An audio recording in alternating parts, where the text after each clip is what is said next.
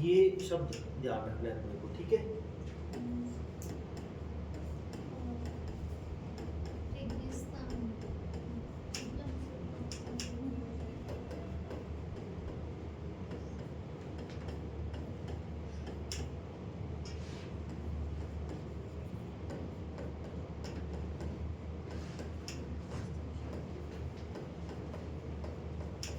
यानी कि बॉर्डर पे जो स्थान है ना, ये रेतीला थार रेगिस्तान से लगता हुआ, उस हिस्से को कहते हैं चोलिस्तान, ठीक है।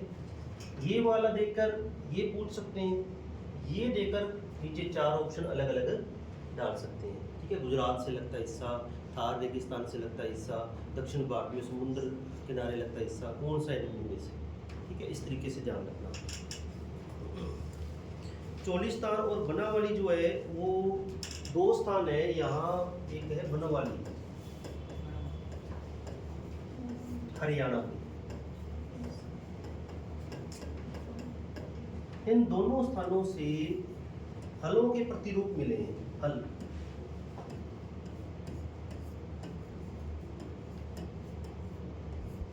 मिट्टी के हल के प्रतिरूप मतलब मॉडल, छोटे नमूने। मिट्टी के हल के प्रतिरूप निम्न में से किस स्थानों से मिले हैं? चोलिस्तान और बनावली। एक ध्यान रखो, हड़प्पा जो स्थल था वो अर्ध शुष्क इलाके में था। अपने को बस ये चीज ध्यान रखनी है, अर्ध शुष्क, ठीक है। नेक्स्ट तथ्य देखो, ये फास्ट रिवीजन है इसकी नोट्स की, ताकि ये जल्दी जल्दी हो जाएंगे। बाकी कल बताई हुई हैं, थोड़ा सा हिस्सा रहता है, जैसे मूल साक्ष्य वो 25-26 स्थान है, वो कंटिन्यू सीरीज में करवाएंगे। एक लिखो, अवतल चक्की के अवशेष कहाँ से प्राप्त हुए? अवतल चक्की जिसका तल थोड़ा झुका हुआ हो, ठीक है, इस तरीके से, ठीक है। अवतल चक्कियां, इसका जो ये तल है ये कैसा है?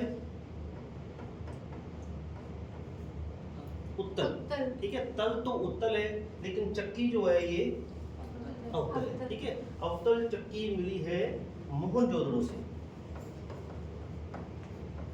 अवतल चक्कियों के अवशेष मिले हैं मोहनजोदड़ो से। अब 2 प्रकार की हैं। एक तो देखो, इसको जमीन के अंदर हल्का सा गाड़ देते थे, ताकि ये मान लो इसके ऊपर कोई पीसे अपनी चीज या दबा के कूटे तो ये हिलती नहीं थी, स्थिर रखने के लिए, ठीक है। 2 प्रकार की थी। एक क्या होता था, एक का यूज करते थे, ऊपर एक बट्टा लेके पत्थर का चटनी वगैरह कूटने के। साउथ में आज भी किया जाता है, दक्षिण भारत में आज भी सिलबट्टा जिसको कह देते अपने, ठीक है ना। तो वो उसका यूज करते थे, पत्थर से कोई भी पत्ता या कोई भी चीज उन्होंने पीसनी है तो उसका सिलबट्टे का उपयोग। सिलबट्टे के अवशेष कहाँ से मिले हैं? मोहनजोदड़ो से। अवतल चक्की के अवशेष कहाँ से मिले हैं? मोहनजोदड़ो से, ठीक है। एक इसको और कहते थे सालन पत्थर, और क्या कहते थे? सालन पत्थर। कोई भी चटनी बनाने का काम, कूटने पीसने का काम करने का औजार एक तरह से, ठीक है। उसके अवशेष कहाँ से मिले हैं? मोहनजोदड़ो से। चीज एक ही है, तरीका अलग अलग हो सकता है पूछने का, ठीक है। थोड़ा सा दिमाग में रखना है ये गल हो ही गया था। बस्ती 2 भागों में विभाजित है, दुर्ग और निचला नगर, ठीक है। दुर्ग बस्ती के पश्चिमी हिस्से में और निचला नगर पूर्वी हिस्से में। आकार में बड़ा और दुर्ग वाला छोटा, ठीक है। महत्वपूर्ण सार्वजनिक इमारतें जो होती थी वो दुर्ग इलाके में होती थी, और आम जन के जो निवास होते थे वो नगर वाले इलाके में होते थे। सामान्यतः किलेबंद होती थी दोनों हिस्से, दुर्ग और निचला नगर, या ओवरऑल भी किलेबंद मिल सकते हैं। सामान्यतः 2 भाग, लेकिन एक उन्होंने लिखा था स्पेशल, धोलावीरा। धोलावीरा में 3 भागों में बटा हुआ नगर या बस्ती मिलती है, ठीक है। दुर्ग में विशिष्ट सार्वजनिक प्रयोजन की 2 इमारतें मिली हैं अपने को, माल गोदाम और सार्वजनिक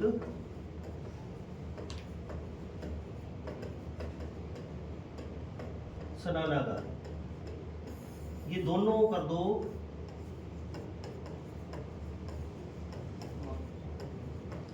मोहनजोदड़ो, ये दोनों कर दो मोहनजोदड़ो।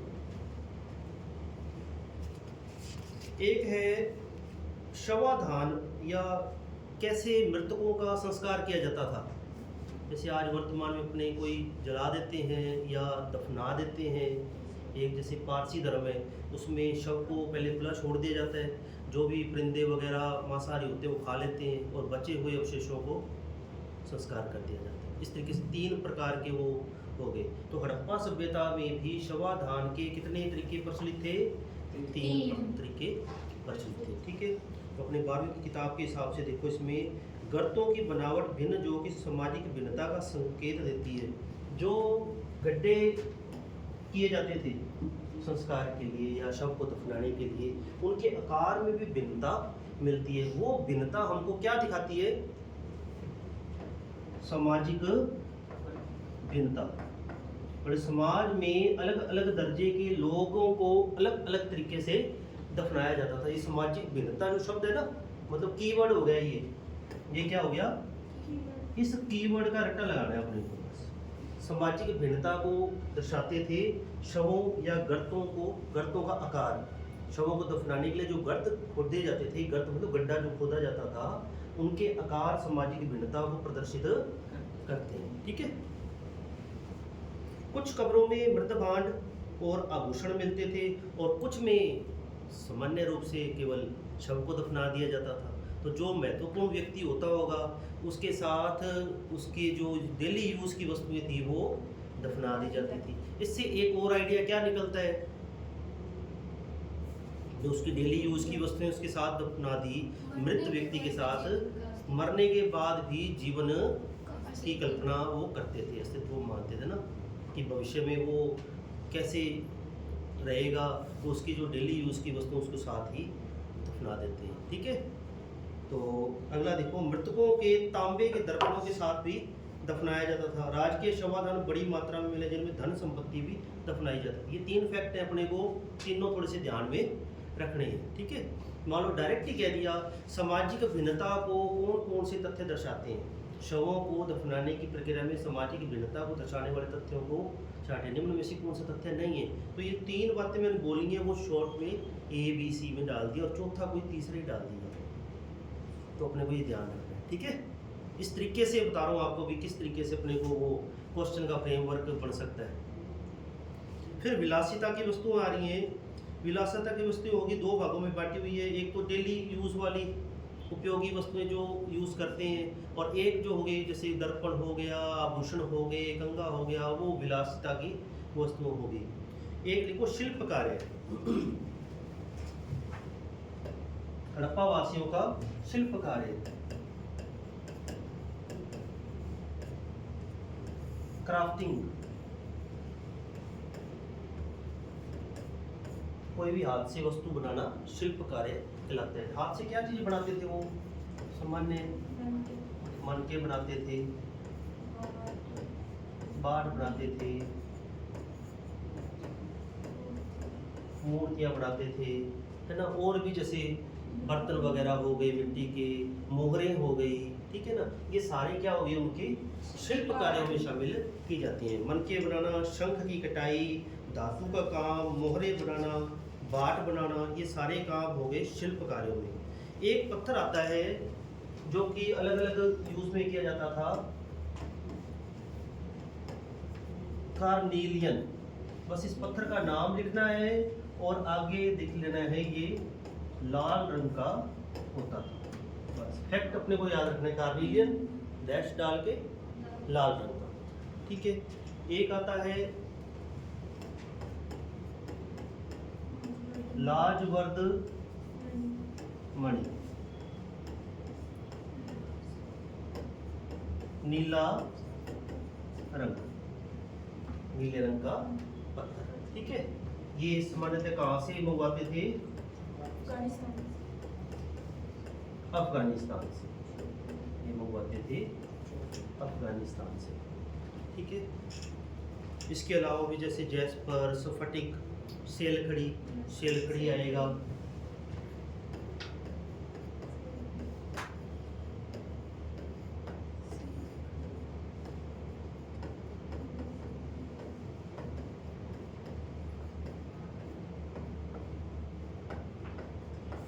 मूढ़ें इसकी सर्वाधिक बनी हुई मिलती है अपने को हड़प्पा सभ्यता में, सियालखड़ी नामक पत्थर की।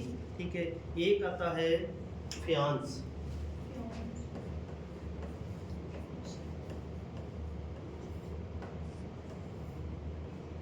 देखो अब जैसे कोई शंख है या सीप वगैरह है, सीपियाँ मिलती है ना समुद्र में, ये अपने को प्राकृतिक रूप से मिलती हैं। शंख हो गया, सीपियाँ हो गई, समुद्र में तैर तैर के आ रही हैं, घोंगे वगैरह इसके अंदर रहते हैं, तो ये अपने आप ही अपना आकार बढ़ाते रहते हैं। तो इनको घिसकर अलग अलग प्रकार के चूर्ण बनाकर औजार बनाते थे। ठीक है, एक तीसरा पदार्थ था फ्यांस। ये क्या करते थे, जैसे मान लो ये हिस्सा ले लिया, इसको ले लिया, इनको पीस लेते थे,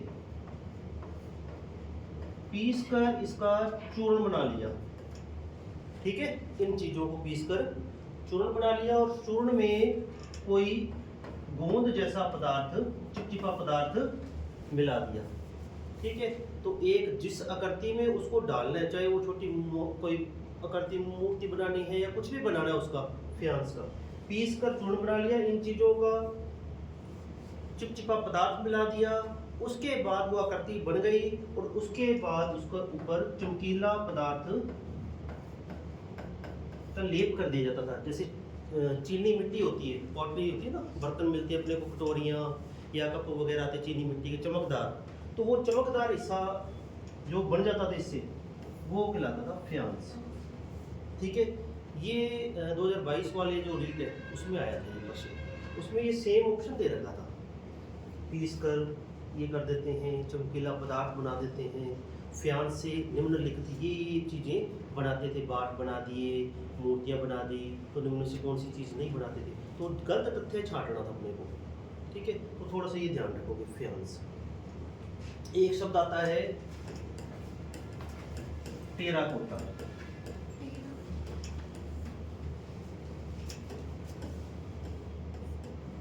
पक्की मिट्टी आग में तपाई हुई, आग में तपाकर कोई खिलौना, कोई मूर्ति बना रहे हैं, तो वो मूर्ति कहलाएगी टेराकोटा मूर्ति। ठीक है, ये शब्द अपने को ध्यान रखना है, टेराकोटा, कार्नेलियन, लाजवंत मणि, सियालखड़ी, फ्यांस, आगे एक नाम और आ जाएगा, जैसे पत्थर है वो चर्ट पत्थर, इससे क्या बनाते थे ज्यादातर, बाट, है ना, तोल के यूज में आने के लिए छोटे छोटे बाट। बाट दो प्रकार के होते थे, वो भी पढ़ लेते हैं हमने। ठीक है, अब आ गया एक है कि हड़प्पावासी मनके बनाने में थोड़े से माहिर थे, अलग अलग प्रकार के मोती या मनके। तो मनकों के आकार थोड़ा सा लिख लो, मनके चक्राकार, बेलनाकार, गोलाकार, डोलाकार या थोड़ी सी खंडित अवस्था में, इस प्रकार के मनके हमको हड़प्पा सभ्यता में मिलते हैं। इन मनकों के ऊपर खुदाई करके या कोर देते थे, चित्रकारी करते थे, बारीक चित्रकारी की जाती थी। ठीक है, सियालखड़ी के चूर्ण के लेप को सांचे में डालकर, सियालखड़ी जो पत्थर है उसके चूर्ण के लेप को सांचे में डालकर कई प्रकार के और आकार के मनके तैयार किए जाते थे। ठीक, कार्नेलियन के मनके मिले, पीले रंग के, कार्नेलियन लाल रंग का हो गया, और पीले रंग के भी मनके वहाँ प्राप्त हुए। ठीक है, ये फैक्ट अपने को ध्यान रखना है। छेद करने के लिए विशेष उपकरण कहाँ से मिले हैं, वो 3 स्थानों के नाम लिख लो जो कि मोस्ट इम्पोर्टेंट आपके निकल के आते हैं, चनहूदड़ो, लोथल और धोलावीरा। ठीक है, चनहूदड़ो, लोथल,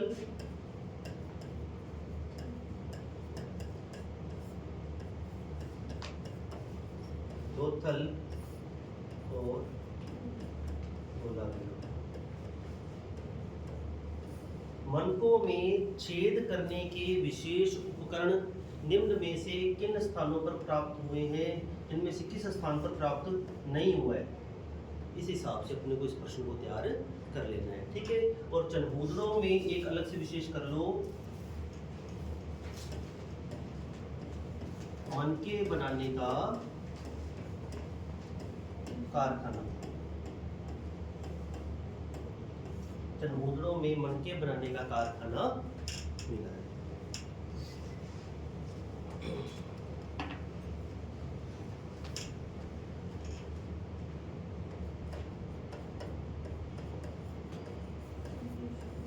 नागेश्वर व बालाकोट,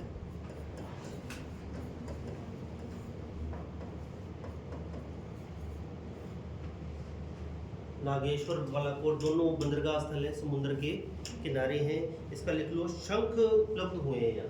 शंख बनाने की बस्ती या शंख बनाने के कारखाने, शंखों के अवशेष हमको सर्वाधिक नागेश्वर और बालाकोट से मिलते हैं।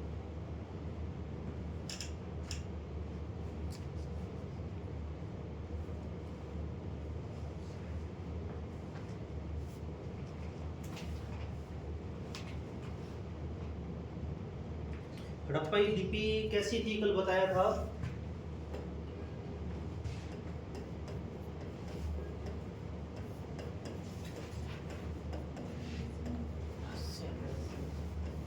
रहस्यमयी। क्यों?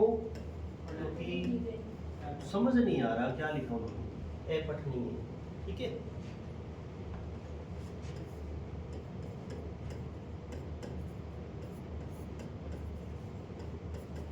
दाईं ओर से बाईं ओर ये लिपि लिखी जाती है। दाईं ओर से बाईं ओर। ठीक है, ये कैसे पता चला कि दाईं ओर से बाईं ओर लिखी जाती थी? जैसे अपने मान लो इधर से लिखते हैं, मैंने देखो यहाँ थोड़ा सा हाशिया दिया है, छोड़ते हैं ना, थोड़ा सा हाशिया मतलब थोड़ी स्पेस दे देते हैं, तो ये स्पेस दिया हुआ है और इस तरफ उन्होंने सिरे तक लगाई हुई है लाइन, पेज के बिल्कुल सिरे तक, यानी कि यहाँ थोड़ा सा स्पेस है और यहाँ ये जाती जाती संकुचित होती जाती है। जिससे पता चला है इतिहासकारों ने कि हड़प्पाई जो लिपि थी वो दाईं ओर से बाईं ओर लिखी जाती थी। ठीक है, धोलावीरा जो स्थान है वहाँ से एक अभिलेख मिला है, उसको सूचना पट अभिलेख भी कहा जाता है। सूचना पट अभिलेख भी कहा जाता है। वो सफेद पत्थर पर उत्कीर्ण अभिलेख है। ठीक है, लगभग 26 उसके ऊपर चिन्ह बनाए हुए हैं। और इनकी लिपि कैसी थी?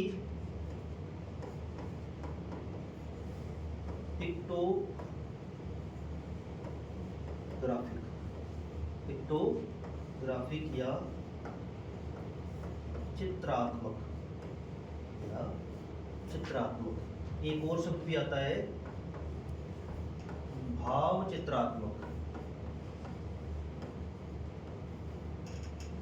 कुछ चित्र छोटे छोटे बनाए हुए हैं, उसी से ही वो कोई विचार या आइडिया निकालते थे। इसीलिए थोड़ा सा कठिन है इस लिपि को पढ़ना।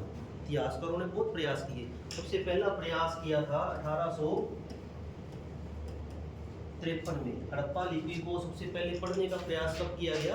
1853 में। ठीक है, दाईं ओर से बाईं ओर रहस्यमयी लिपि मानी जाती है। धोलावीरा में एक सूचना पट मिला है, सबसे बड़ा अभिलेख मिला है हड़प्पा लिपि को दर्शाता हुआ, सफ़ेद पत्थर पर चिन्हित है, 26 चिन्ह मिलते हैं। पिक्टोग्राफिक इनकी लिपि का रूप कैसा था? पिक्टोग्राफिक या चित्रात्मक या भाव चित्रात्मक। ठीक है, इतनी बातें अपने को ध्यान रखनी है। बाट अभी बताया, बाट किस पत्थर से बने होते थे?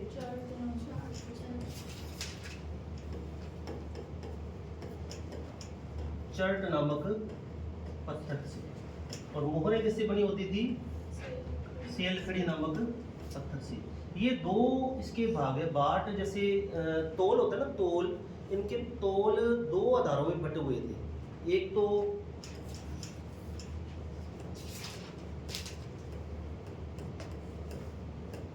निचले मानदंड कह दिया, एक को ऊपरी मानदंड कह दिया। निचले मानदंड में आप लिखो द्विआधारी। निचले मानदंड कैसे थे? द्विआधारी। 1 ग्राम, 2 ग्राम, 4 ग्राम, 6 ग्राम, 8 ग्राम, छोटे छोटे। जैसे अपने सुनारे की दुकान पर जाते हैं तो कम वजन में भी तोल कर देता है। तो वहाँ बाट वो आटा चक्की वाले यूज़ नहीं होते और छोटे छोटे ग्रामों वाले बाट यूज़ होते हैं। तो वो द्विआधारी के रूप में वहाँ जो यूज़ होते थे द्विआधारी बाट उन्होंने यूज़ किए। और ये जो ऊपरी मानदंड का पैमाना था वो दशमलव आधारित था, 10, 20, 30, 40 किलो इस तरीके से बढ़ते रहते थे। ठीक है, दो मानदंड उपयोग में लिए जाते थे बाटों में, जिन्हें द्विआधारी और दशमलव, द्विआधारी निचले मानदंड और दशमलव ऊपरी मानदंड बाट सामान्यतः चर्ट नामक पत्र से बढ़ाए जाते थे। ठीक है,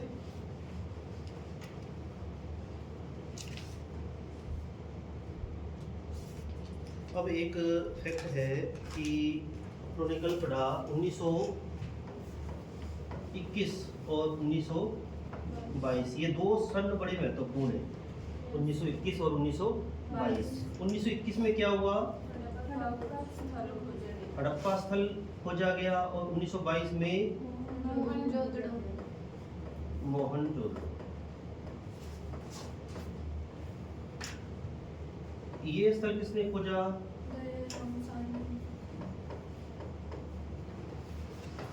दयाराम साहनी। इसके अलावा एक दो नाम और लिख लो इसमें, मार्टिमर व्हीलर,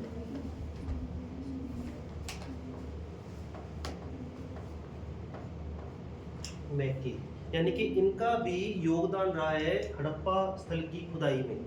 ठीक है, तो निम्न में से कौन सा इतिहासकार हड़प्पा की खुदाई से कभी संबंधित नहीं रहा? तो अपने को भी ध्यान रखना है, क्योंकि अपने किताब में इन तीनों का नाम आ रहा है जब खुदाई कर रहे हैं। मूल रूप से इन्होंने स्टार्टिंग करवा दी, दयाराम साहनी ने। जॉन मार्शल के निर्देशन में इन्होंने खुदाई की। जॉन मार्शल के निर्देशन में दयाराम साहनी जी ने 1921 में हड़प्पा स्थल को खोजा। ठीक है, और 1922 में मोहनजोदड़ो R.D. बैनर्जी या राखलदास बैनर्जी ने मोहनजोदड़ो स्थल की खोज की। ठीक है, इन खोजों के आधार पर 1924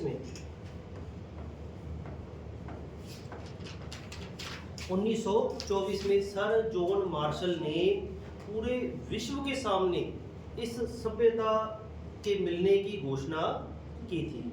संसार को कब पता चला कि भाई हड़प्पा नामक जगह पे या भारतीय उपमहाद्वीप में हड़प्पा सभ्यता की खोज हो चुकी है, और ये इस तरीके के अवशेष और सबसे प्राचीन सभ्यताओं में जिसका नाम आ गया है वो 1924 में जॉन मार्शल महोदय ने बताया।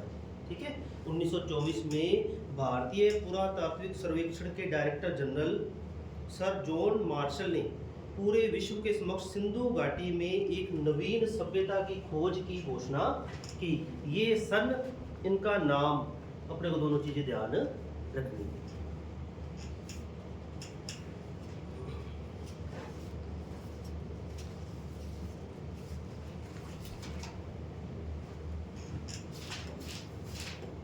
एक छोटा सा तथ्य, मोहरों पर एक योगी का चित्र मिला, ध्यान करते हुए एक योगी, पद्मासन लगाए हुए एक योगी। उनको क्या कहा गया है? आद्य शिव, शिव का प्रारंभिक रूप, ठीक है, जिनको कहा गया आद्य शिव। ठीक है, ये लगभग कंप्लीट हो गया आपका 12th वाले सिलेबस में से, 12th की नोटबुक है जो, उसमें से अपनों ने कल छोड़ा था कि भाई वो सारा पढ़ लिया था, निर्माण हो गया, सारा हो गया। पतन उन्होंने करना था, पतन के कुछ कारण लिख लो, पतन लिखो आप, एक छोटा सा ये हड़प्पा सभ्यता का पतन। पतन के अलग अलग कारण बताए जाते हैं, जैसे बाढ़ हो गई,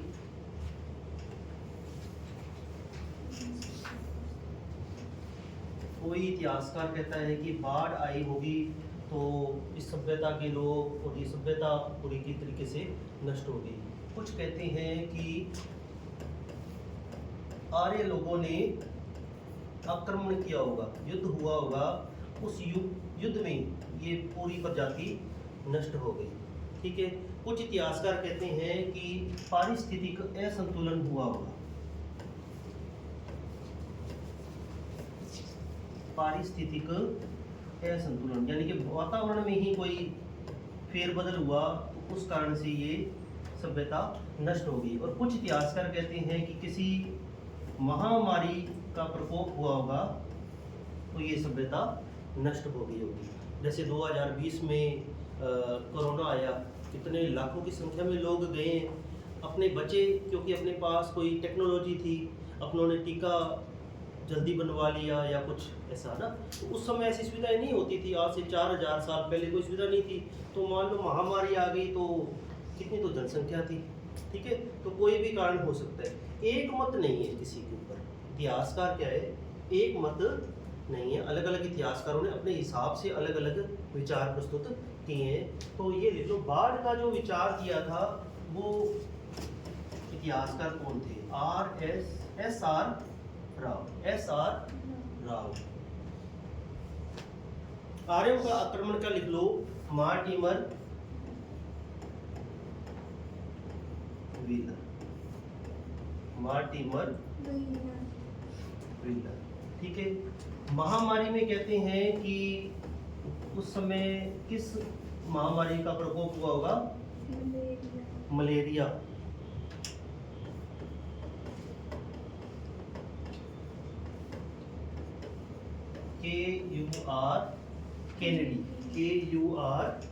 केनेडी। और पारिस्थितिक असंतुलन में लिखो आप फेयर सर्विस।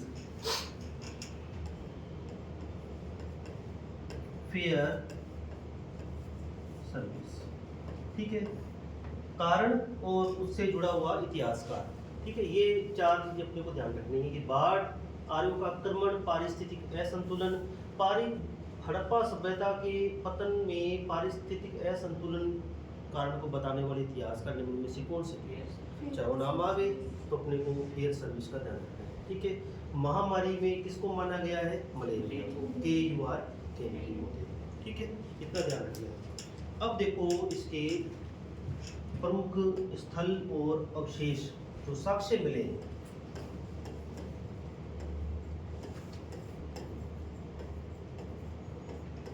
इसमें से एक प्रश्न आपको 100% मिलेगा इस अवशेष वाले या साक्ष्य वाले हिस्से में से, ठीक है। इसको अपने 1 2 3 करके लिखेंगे, ठीक है।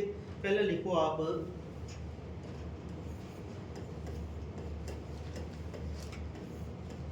फारस की मोहर के अवशेष हमें किस हड़प्पाई स्थल से प्राप्त हुए हैं?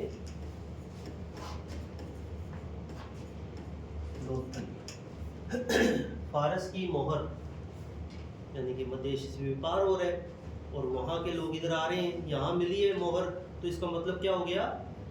उन लोगों से हमारा संपर्क था। प्राचीन काल में कैसे सत्य सिद्ध करते थे कि भाई विदेशी व्यापार होता था, तो कोई ना कोई हमारा अवशेष उनके इलाके में मिलता था या उनका अवशेष हमारे इलाके में मिल जाता। तो फारस की मोहर हमको लोथल में मिली है। लोथल कहाँ है? इससे जुड़ते जुड़ते 1 2 प्रश्न और भी चलते रहेंगे। गुजरात में किस नदी के किनारे है लोथल? लोथल लिख लो, भोगवा नदी के किनारे स्थित। लोथल भोगवा नदी के किनारे स्थित है। नेक्स्ट लिखो, चांदी के 2 मुकुट।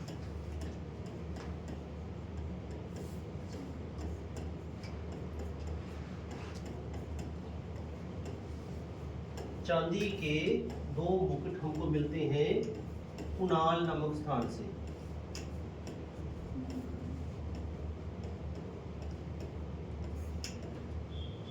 हरियाणा।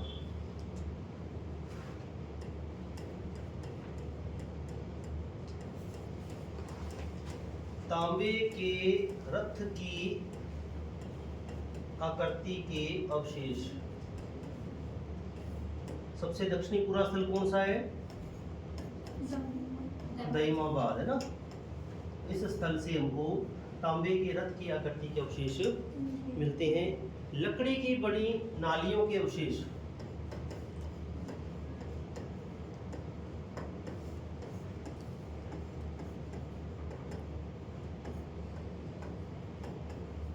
लकड़ी की बनी नालियाँ ये मिलती हैं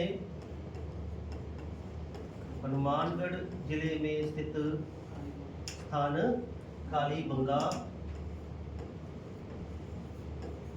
आज वर्तमान में भी लकड़ी की नालियाँ यूज होती हैं। उत्तर पूर्व के जो इलाके हैं ना, मिजोरम, मणिपुर, नागालैंड, वहाँ बाढ़ जब आती है पहाड़ों पर जहाँ चाय की खेती की जाती है, तो वो उस पानी को जल्दी अलग से निकालने के लिए आज भी बांस की बनी हुई नालियाँ वो मिलती हैं लकड़ी की, ठीक है। और उस टाइम तो ये अपने को लकड़ी की बनी नालियाँ कालीबंगा में मिलेंगी, ठीक है। कालीबंगा इसके साथ जुड़ा हुआ लिख लो।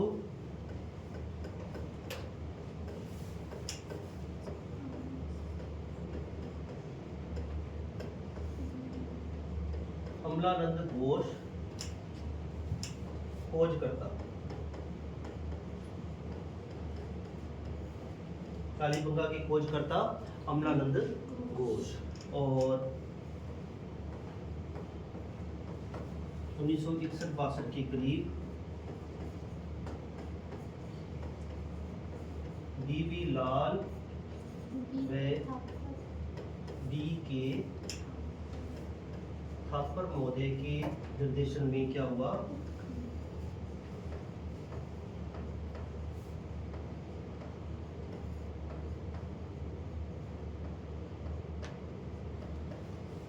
उत्खनन या खुदाई। ये दोनों प्रश्न लगभग बहुत से एग्जाम में मिल जाते हैं राजस्थान में, बहुत से एग्जामों में। ये पता नहीं क्या फिट ही किया हुआ है प्रश्न कि ये आते ही आता है, ठीक है। कालीबंगा से समझती हो अर्थ क्या है इसकी, काली रंग की चूड़ियाँ।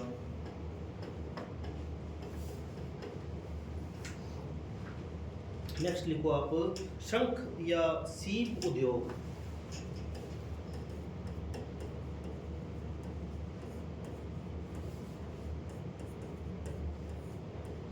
शंख या सीप उद्योग लोथल व बालाकोट।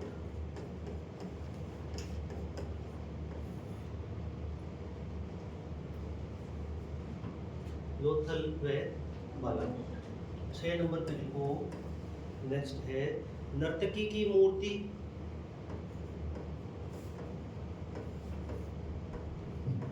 नृत्य करते हुए स्त्री की मूर्ति या नर्तकी की मूर्ति। पशुपतिनाथ की मूर्ति।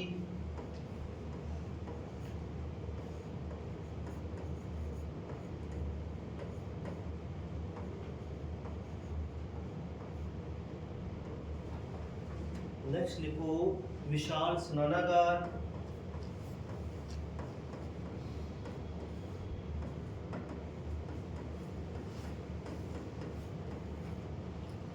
नेक्स्ट लिखो माल गोदाम।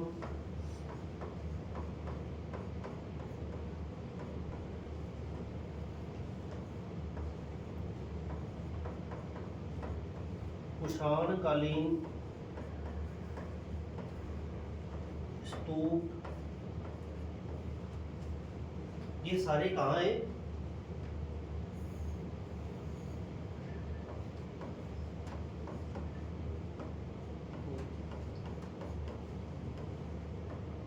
मोहनजोदड़ो। ये सारे कहाँ हैं? मोहनजोदड़ो से, ठीक है। कौन सी नदी के किनारे है मोहनजोदड़ो? सिंधु नदी के। सिंधु नदी के दाएं किनारे पर। सिंधु नदी के दाएं किनारे पर, ठीक है। ये लिख लिया आपने सारा? नेक्स्ट स्लाइड पे आ जाओ। एक लिखो आप फैक्ट है, हड़प्पा कौन सा हड़प्पा स्थल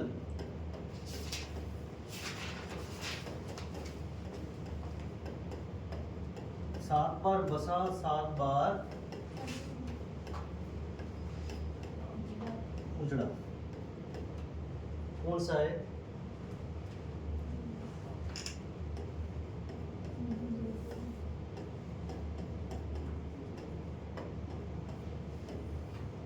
मोहनजोदड़ो, ठीक है। ये ध्यान रखना थोड़ा सा।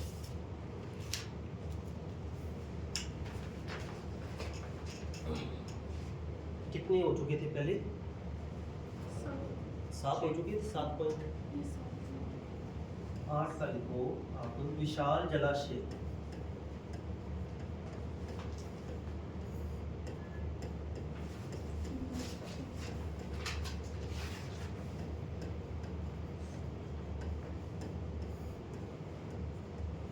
सूचना पट, विशाल स्टेडियम या मैदान।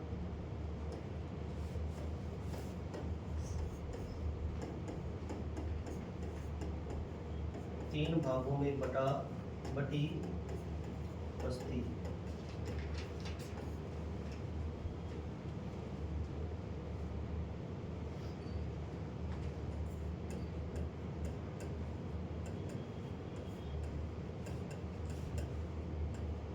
इसको साइन बोर्ड भी कहते हैं, सूचना पट। ये सारे कहाँ है?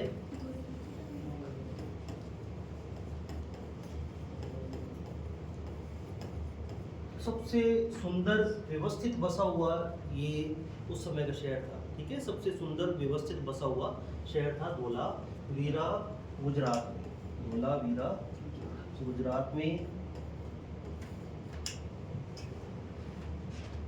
विशाल स्टेडियम है, ध्यान रखोगे। सूचना पट ध्यान रखोगे। 3 भागों में बटा हुआ, तीनों इंपॉर्टेंट है, ठीक है। नेक्स्ट लिखो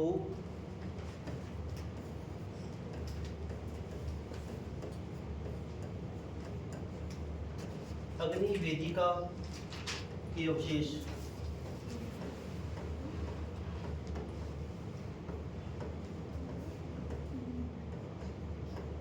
अलंकृत ईंटों से बना फर्श। अलंकृत ईंटों से बना फर्श।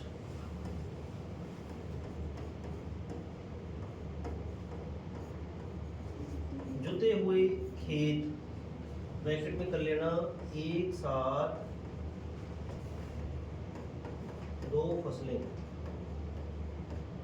लेने के साक्ष्य। एक साथ 2 फसलें लेने के साक्ष्य।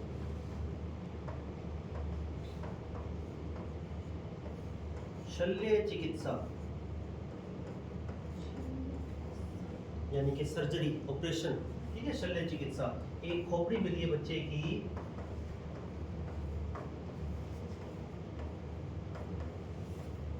छेद है उसमें, ठीक है। तो शल्य चिकित्सा के अवशेष या महामारी के अवशेष भी कह सकते हैं। महामारी के प्रकोप के अवशेष अपने को कहाँ से मिले हैं, तो वो भी यही आ जाएगा।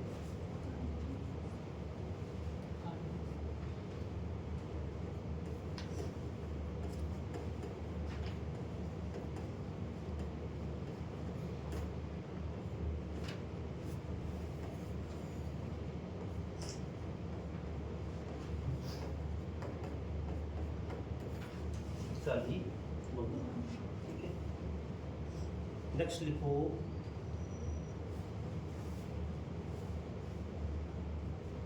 दस number slide, 10 number point.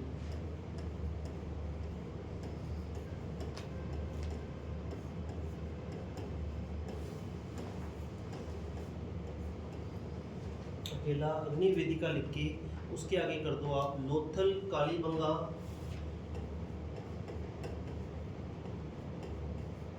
Lothal Kalibangan बनावली वे राखीगढ़।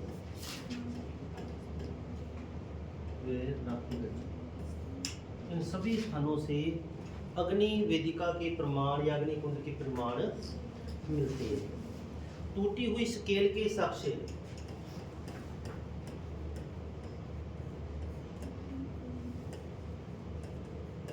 पैमाना, स्केल।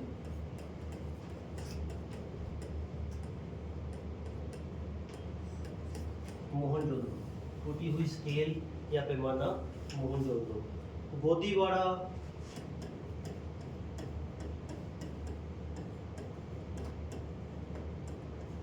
या बंदरगाह या पत्तन या लोकियार। कहाँ से ये? लोथल। ठीक है, ये हड़प्पा सभ्यता से मिले सबसे विशाल मतलब आकार में ये माना जाता है गोदीवाड़ा, सबसे विशाल अवशेष माना जाता है, मतलब वो जो सबसे बड़ा अवशेष है गोदीवाड़ा, क्योंकि बड़े बड़े जहाज किश्तियाँ आकर यहाँ रुकती थी, समुद्र के किनारे बना हुआ था ये बंदरगाह। ठीक है, गोदीवाड़ा बंदरगाह, इस एक ही नाम है, कोई भी नाम पूछ सकते हैं, पतन भी उसी को कहते हैं, गोदीवाड़ा भी उसी को कहते हैं। लोथल में ये मिला था। ठीक है, लोथल SR राव क्या थी इसकी खुदाई करता। ठीक है, SR राव खुदाई करता। नेक्स्ट लिख लो, घोड़े के अस्थि पंजर। घोड़े के अस्थि पंजर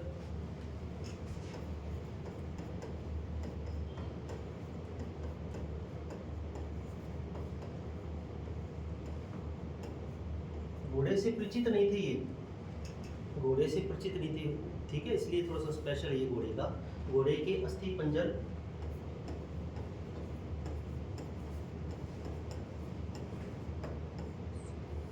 सूरकोटड़ा, सूरकोटड़ा। घोड़े के दांत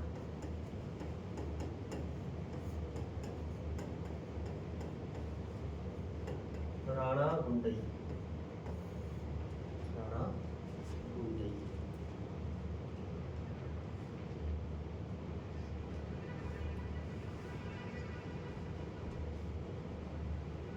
लंकेदीटों का हो ही गया। मोहनजोदड़ो वाला जो लिखा है उसमें एक अलग से मेंशन कर लो, वो आपकी 12th क्लास में से निकला है। कपड़े का टुकड़ा चांदी के फूलदान के साथ चिपका हुआ, कपड़े का टुकड़ा चांदी के फूलदान में चिपका हुआ। ठीक है, बुने हुए कपड़ों के अवशेष, बैक में भले कर लेना, बुने हुए कपड़ों के अवशेष मोहनजोदड़ो से। ठीक है, कपड़े का टुकड़ा, और एक उसी में ही मेंशन कर लेना त्रिपतिया डिजाइन।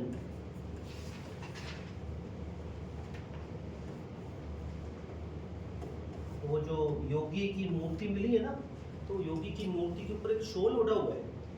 ठीक है, उस शॉल पे जैसे त्रिपतिया डिजाइन के बने हुए हैं वो उसके फूल। ठीक है, तो उसको शॉल को इसी नाम से जाना जाता है, त्रिपतिया डिजाइन वाले शॉल के अवशेष या कपड़े के अवशेष अपने को मोहनजोदड़ो से प्राप्त हुए।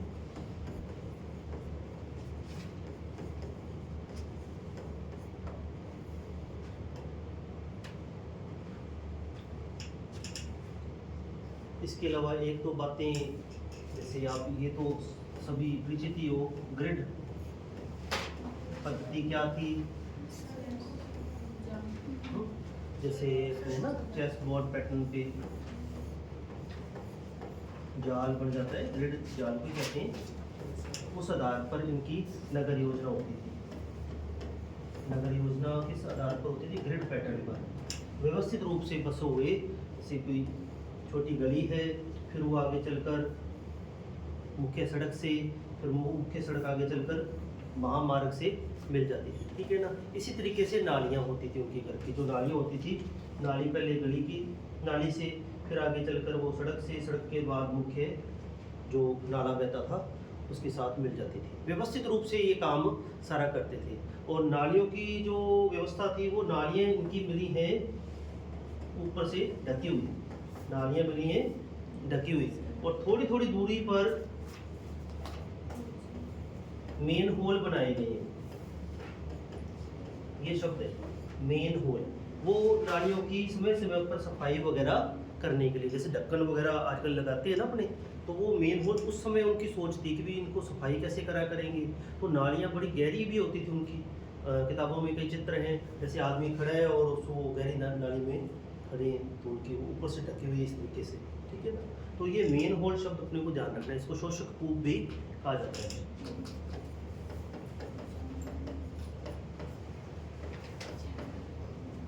शोषक कूप भी कहा जाता है। नहरों के अवशेष ये रह गया, नहरों के अवशेष, विशाल जलाशय के अवशेष तो धोलावीरा से कर लिया था अपनों ने। नहरों के अवशेष,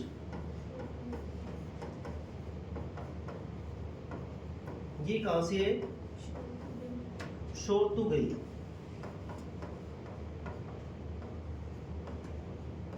अफगानिस्तान के पूर्वी भाग में शोरतुगई नहरों के अवशेष वहां से प्राप्त हुए हैं।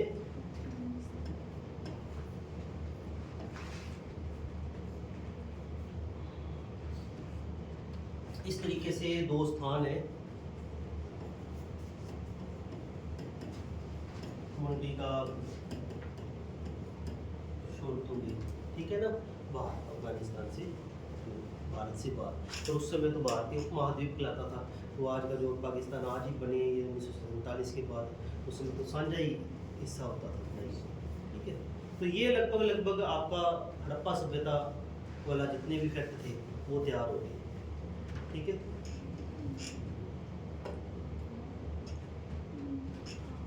बाकी आपको ये नोट्स मिलेंगे, इसका थोड़ा सा दोहराव करना है। दोहराव मतलब जो आप अपने हिसाब से अंडरलाइन करना चाहो वो अंडरलाइन करो, ताकि जितना हो सके इन लाइनों को याद कर सको, ठीक है। मुख्य मुख्य वैसे तो अंडरलाइन कर दी है और हाईलाइट कर दी है, कम से कम हाईलाइट वाली जो चीज़ें हैं वो बिल्कुल दिमाग में आप रख लो, ठीक है।